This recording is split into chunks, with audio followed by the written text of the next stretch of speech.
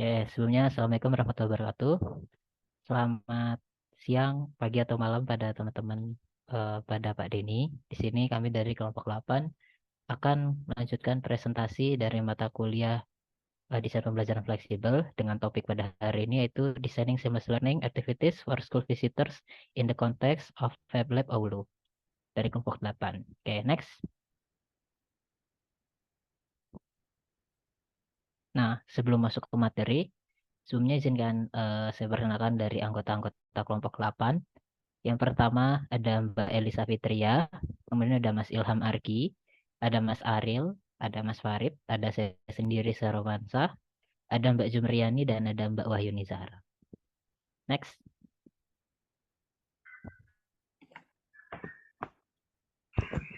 Oke, selanjutnya di Nah, sini ada dari definisi FabLab dan aktivitas FabLab.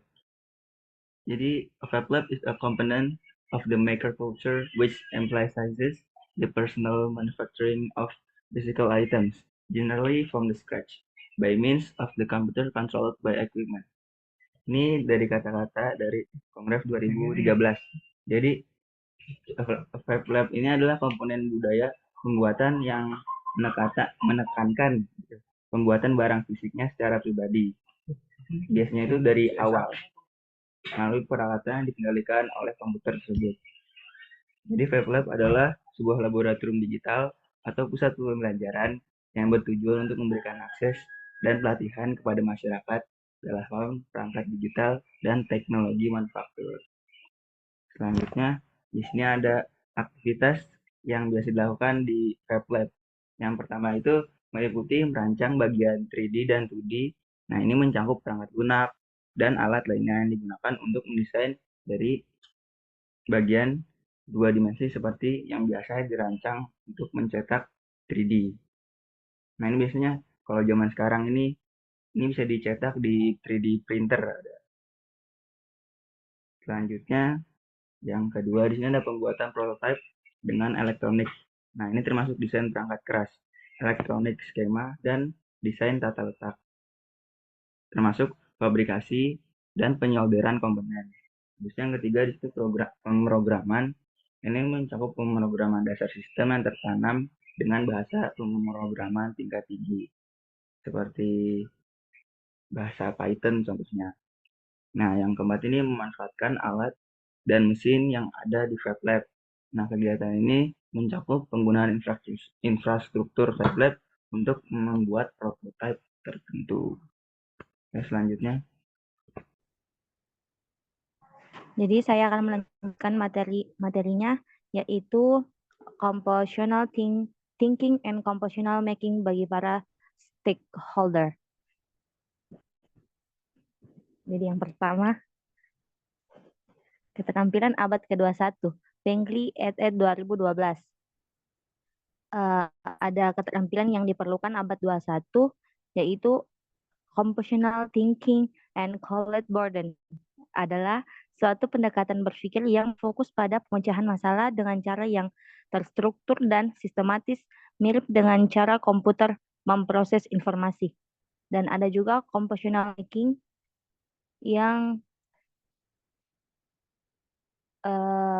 Rod et al. 2015. Compositional making adalah konsep melibatkan penggunaan teknologi komputasi seperti pemrograman desain 3D dan penggunaan perangkat lunak kreatif untuk menciptakan objek fisik atau digital. Selanjutnya ada keterampilan abad ke-21, ada cara berpikir. Yang pertama, berpikir kritis. Yang kedua, kreatif dalam menyelesaikan masalah. Yang ketiga, belajar untuk belajar.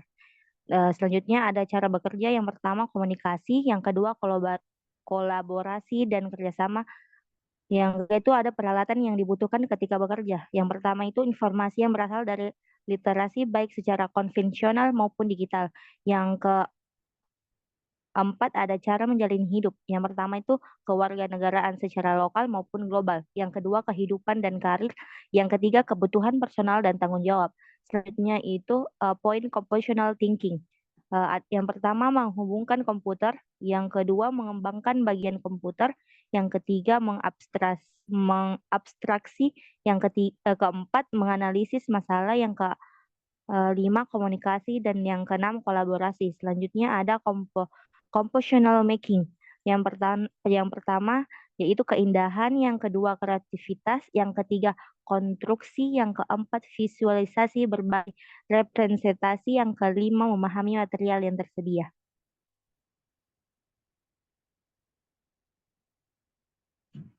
Oke, selanjutnya kita masuk ke sebuah materi 3, yaitu design driven education sebagai model pembelajaran keterampilan abad 21 bagi para stakeholder.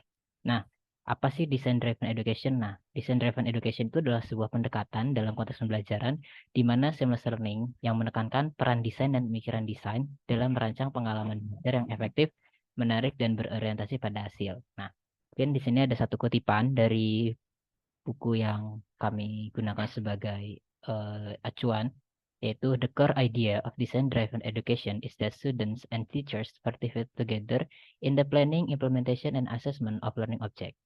Menurut Hakkarainen, Mellon, dan kawan-kawan. Nah, jadi design-driven education ini itu lebih kayak metode pembelajaran, atau mungkin di sini sebutnya pendekatan pembelajaran ya, di mana pada saat pelaksanaannya itu dari perencanaan pembelajarannya, penilaian pembelajarannya itu dibuat kesepakatan di awal antara guru dan siswa. Nah, mungkin kalau pada konteks secara asli mungkin dalam perkuliahan mungkin ada yang namanya kontrak kuliah kan, di mana mungkin dosen atau di mana tutor seperti itu bikin kesepakatan antara kita kayak ini bobot penilaiannya seperti ini pas enggak, terus metode pembelajarannya kayak gimana, seperti itu. Next.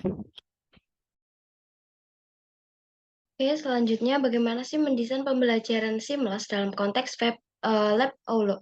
Jadi di konteks ini itu konteks partisipasi yang terlibat. Pembelajaran ini menggunakan prototype basis teknologi sebagai tempat pembelajaran, eksperimen, dan inovasi secara terbuka. Contoh kegiatannya itu pendidik membuka pintu. Maksud dari membuka pintu ini adalah membuka lab Aulo-nya sendiri. Terus kemudian mengadakan workshop. Terus habis itu si peserta didik setelah mengikuti workshop, lalu dia membuat proyek dari modul, lalu sekolah musim panas. Next.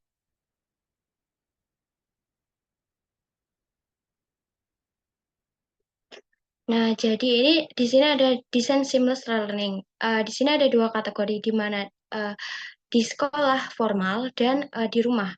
Jadi di sekolah formal itu biasanya siswa visit di lab Fab Aulo ini untuk pembelajarannya mengikuti modul multidisciplinary learning. Nah, sedangkan di rumah, katakanlah ketika mereka sedang liburan, dia itu lebih dia visit ke lab Fab Aulo ini, tapi dia menggunakan itu untuk pembelajaran yang sedikit nggak formal. Jadi mereka tetap mengakses Web Aulo ini dari rumah maupun langsung, tapi nanti proyeknya seperti misalkan keterampilan membuat kerajinan seperti itu. Next, Kak.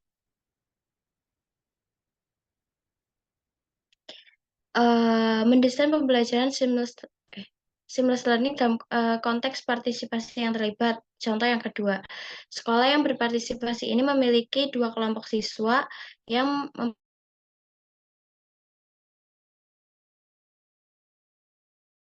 2014. Next, Kak. Nah, ya mungkin tadi udah dijelasin dikit sama Mbak Elisa. Jadi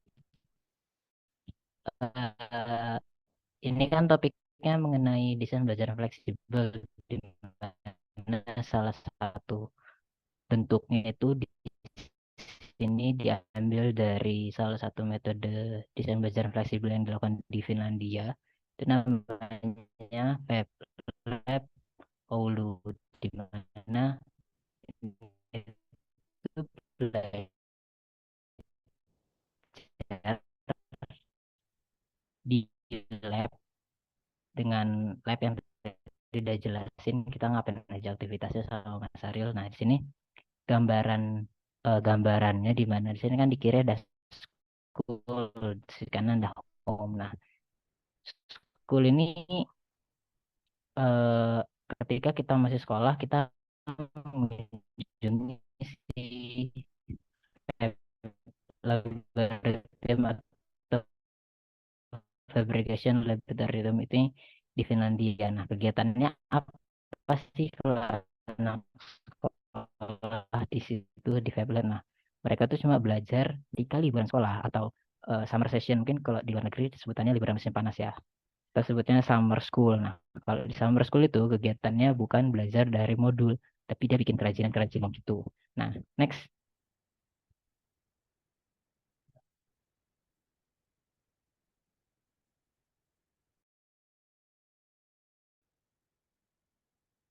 Oke, sebenarnya maaf terlempar. Oke, tadi kan kasarannya dari dua sisi ya, dari sekolah dasar sama dari rumah. Nah, ini dari Fab Lab ini kan juga terbuka untuk umum ya. Jadi ada dari sekolah, dari umum, dan satu lagi itu dari mahasiswa universitas-universitas gitu. Nah, di sini di tabel ini tuh lebih ke dijelasin ketika mahasiswa universitas gitu. Nah, kalau tadi kan kalau sekolah dia belajar dari modul. Nah, terus ketika dalam konteks rumah, ketika mereka liburan, itu mereka sebagai umum, di mana kegiatannya tadi kerajinan. Nah, kalau misal konteksnya mahasiswa, mahasiswa dari universitas-universitas gitu, itu mereka lebih ini loh, dari bisa dilihat di tabel yang Fab Lab University, di mana mereka drawing and laser cutting, customizing and electronic and programming, di mana mereka benar-benar fokus untuk membuat sesuatu secara real gitu kan. Kalau misalnya tadi di sekolah kan mungkin umurnya belum cukup ya untuk menggunakan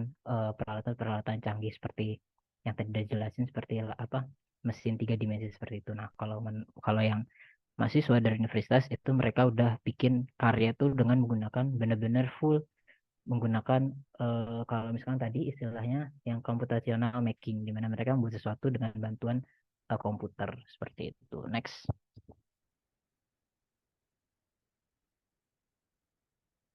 Nah, ini yang tadi aku bilang ada mungkin sebutannya RPP mungkin ya ketika pelaksanaannya. Nah, di sini ada 2 RPP. Yang pertama itu untuk mahasiswa LET itu Learning and Educational Technology di sini, tapi dari Finlandia. Di sini ada banyak ya, tapi masih ditulis bahasa Inggris, di mana biar nggak apa ya, ada beberapa alasan biar ketika kalau bahasa Inggris tuh ketika ditranslate tuh agak nggak pas gitu pengertiannya. Mungkin bisa, bisa aku jelasin dari fase pertama ketika mahasiswa LET itu dia mendefining the problem, menentukan sebuah masalah, apa yang mereka mau buat, apa yang mereka mau desain, desain pembelajaran seperti apa yang mau dia lakuin di kelas. Terus kemampuan abad 21 seperti apa. Di sini ada critical thinking, kreatif, problem solving, sama apa collaboration. Di mana di sini tadi dalam konteks compositional making atau compositional thinkingnya di sini ada creativity dan understanding the material, di mana dia mengasah kreativitasnya dan mengerti dari material-material yang sudah tersedia di laboratorium fabrication di Oulu, Finlandia tadi. Mungkin di sini ada banyak ya. Tadi fase 1 mendefinisi sebuah masalah. Yang kedua, identifying the need, identifikasi apa yang dibutuhkan untuk menyelesaikan masalah tersebut. Kemudian yang ketiga, collecting information, nyari informasi mengenai kira-kira seharusnya ngapain sih untuk menyelesaikan masalah itu. Terus yang keempat, mulai membuat introduction alternative solution atau membuat solusi sederhana alternatif. Kemudian yang kelima, milih solusi-solusi yang udah dirumuskan di fase 4. Kemudian yang keenam, itu udah mulai mendesain atau membuat prototipe dari produk atau solusi sebagai jawaban dari masalah dari fase 1 tadi. Kemudian yang 7 adalah evaluasi. Next. Nah, ini kalau dari sekolah, yang tadi aku bilang kan kalau sekolah dia lebih belajar berdasarkan modul. Mungkin di sini bisa dilihat ya dari fase 0-nya yang gambar kiri itu homework before project. Jadi berbasis tugas yang udah diberikan di sekolah, kemudian sejenis dipraktekkan dan dipelajari kembali di laboratorium fabrication di Ulu ini tadi. Kemudian ke fase 1 sebenarnya mirip-mirip dari yang secara mahasiswa LRT ya, tapi di sini lebih sederhana lagi, di mana mereka nanti defining the problem background story, kayak mereka tuh ke situ kira-kira tujuan belajarannya apa sih. Nah, biasanya itu ditentukan sama tutornya atau gurunya. Kemudian mirip seperti yang tadi, identification the need, terus collection information, terus introduction alternative solution, choosing milih solusi. Yang keenam juga mendesain dan membuat. Terus yang ketujuh evaluasi, dan yang kedelapan tuh biasanya kalau anak SD itu bisa dilihat house opening ceremony, reporting, and evaluation. Jadi ketika mereka belajar di fabrication laboratorium ini, hasil-hasil karya yang udah mereka buat tuh dibuat pameran house opening ceremony gitu. Next.